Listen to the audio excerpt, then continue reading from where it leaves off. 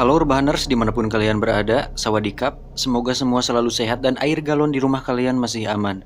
Kali ini lagi-lagi saya akan merangkum film bertema permayatan lagi, dan mungkin ini adalah film permayatan terakhir yang akan saya bahas setelah beberapa waktu yang lalu kita sudah bahas dua film, The Autopsy of Jane Doe dan The Possession of Hannah Grace, di mana kedua film tersebut memiliki ending yang sangat membagongkan dan sangat... sudahlah. Semoga film The Corpse of Anna Fritz ini bisa memuaskan hasrat perfilman duniawi kita, terutama untuk saya pribadi, karena saya butuh ending yang benar-benar mengencerotkan dan tidak menggantung seperti si Johnny. Maka dari itu langsung saja, siapkan handsfree, kencangkan celana dalam, simetriskan posisi rebahan, selamat menonton, dan cekicrot.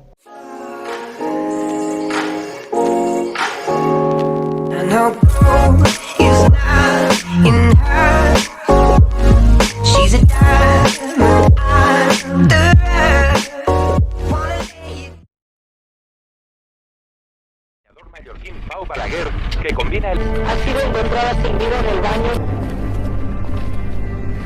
Film ini akan menceritakan tentang seorang aktris dunia yang sangat terkenal bernama Anna Fritz yang tewas misterius di kamar mandi saat pesta berlangsung. Scene dimulai dengan narasi dan seorang petugas rumah sakit yang membawa jenazah Anna. Petugas itu bernama Pau. Ini dia. Si Pau ini pun secara sengaja memotret wajah Anna dan mengirimkan foto tersebut kepada teman-teman dekatnya. Kedua temannya, Ivan dan Javi, tertarik untuk melihat jenazah Anna. ¿Qué China? Las dos. Las chinas son planas. Dan dari sinilah semua malapetaka dimulai. Sekedar catatan bahwa sosok Anna Fritz dalam film ini diceritakan sebagai aktris yang sangat terkenal dan sangat diidolakan, sehingga kesempatan langka untuk melihat Anna Fritz secara langsung tidak disia-siakan oleh Ivan dan Javi walaupun dia sudah jadi mayat. Pau pun diajak minum amer dulu oleh Ivan dan Javi agar mentalnya menjadi lebih berani, karena Pau ternyata sedikit ketakutan dengan resiko kehilangan pekerjaannya karena membawa Ivan dan Javi ke tempat kerja.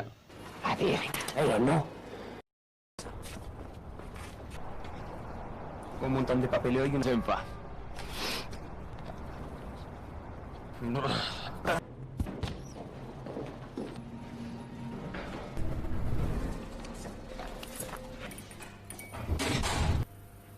Masuklah mereka ke ruang mayat. Saat kain dibuka, betapa kagumnya mereka bisa melihat Anna Fritz secara langsung. Lleva pocas horas aquí. Mira, Fritz. Ivan pun langsung meraba mountain-nya si Anna dan itu sangat gila. Mayat loh itu. Agar suasana semakin meriah, Ivan pun mengeluarkan narkoba yang sudah dia bawa, dan mereka pun mengkonsumsinya. Setelah agak ngefly, Ivan pun kembali menghampiri mayat Anna lagi. Dan entah apa yang ada di pikirannya, si Ivan pun mengutarakan sebuah ide gila untuk melakukan pengenceritan kepada mayat Anna. What the fuck, man? Javi sendiri yang sejak awal ketakutan berusaha keras untuk tidak terlibat. Tapi, ia tak sanggup melarang keinginan kedua temannya tersebut. Akhirnya, Ivan pun melakukannya. No se la va a tirar.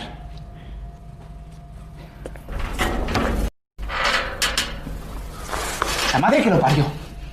Setelah selesai, sekarang giliran si Pau. Namun hal mengejutkan terjadi. Tak disangka, ternyata Anna Fritz hanya mati suri dan dia hidup lagi. Tapi, ia tak bisa berkata apa-apa, tubuhnya pun masih kaku.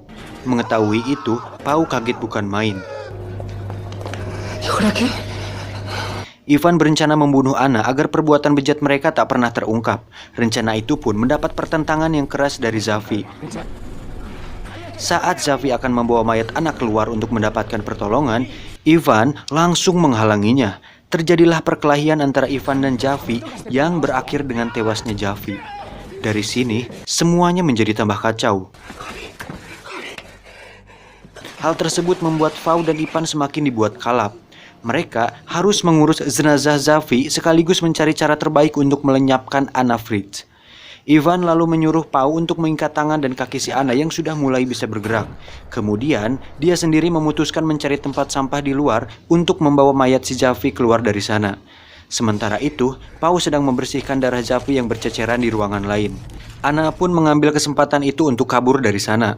Dengan tubuh yang masih leles, dia pun pelan-pelan mengesot-ngesotkan badannya, mengesot-ngesotkan badannya menuju ke sebuah lift.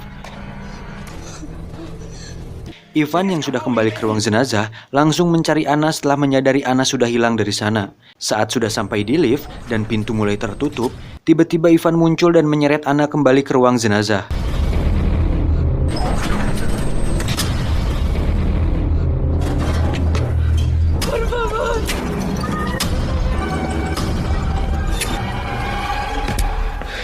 Karena sudah kagok edan, Ivan pun menyuruh Pau membunuh Anna.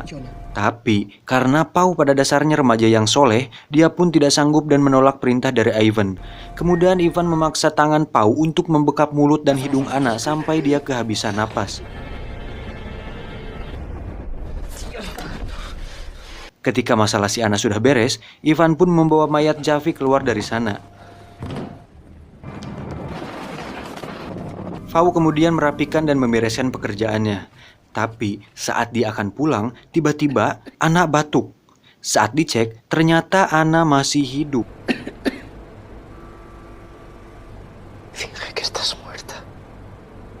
Di saat bersamaan, terdengar suara Ivan membuka pintu. Pau langsung menutup kembali kain mayat Anna agar tidak diketahui oleh Ivan. Mereka pun pulang. Saat sudah beberapa meter dari ruang jenazah, Ivan pun baru menyadari bahwa kartu member Alfamart-nya tertinggal di ruang mayat. Mengetahui hal tersebut, Pau berusaha mencegahnya, namun Ivan tetap kekeh. No, Iván, da igual, ya la cogeré yo mañana. Y una mierda. Saat masuk, betapa kagetnya Ivan melihat Anna yang sedang memakai baju dan sedang berdiri.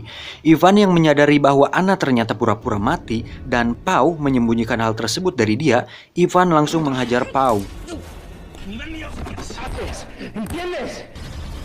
Tak diduga, Anna langsung menikam leher Ivan dari belakang menggunakan gunting. Ivan seketika tewas. Dan Pau, dia pun ditusuk juga, lalu tewas juga.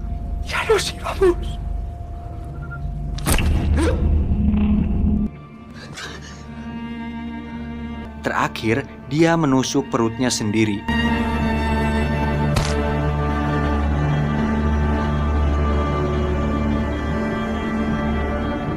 Dan tamat. Ending yang sangat amat membagongkan.